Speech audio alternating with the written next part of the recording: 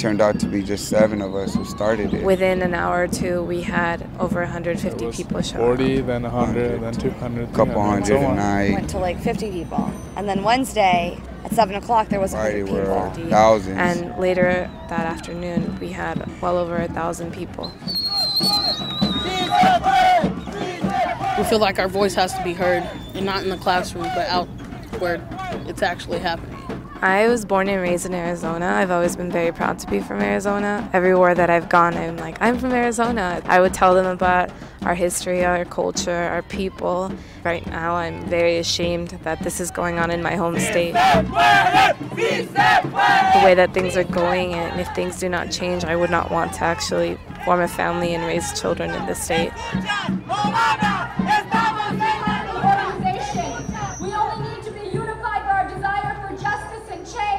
This isn't just about one bill. It's about more than that. A lot of people talk about it being racist, but besides being racist, it's just wrong. The way it's very, very poorly written.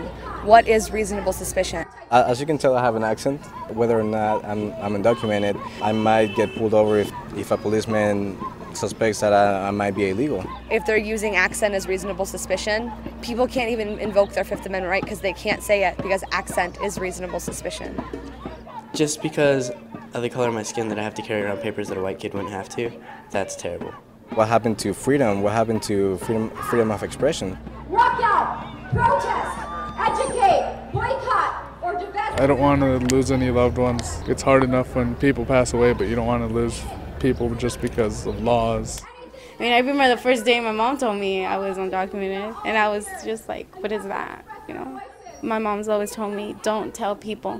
Because people, you never know when people are going to want to use it against you. If you go out, you never know. A cop might stop you just by the way you look, because they might think that you're not legal here or anything, and that wouldn't be right. Although I am a U.S. citizen, I believe with this bill that it's going to make it illegal to racial profile. And yes, I am Mexican, I am brown.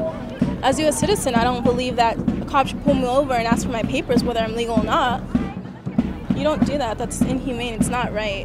I've never seen so many people afraid, and the only thing I can tell them is, you know what, don't be afraid, and we need to fight. We need to fight together, and don't be afraid.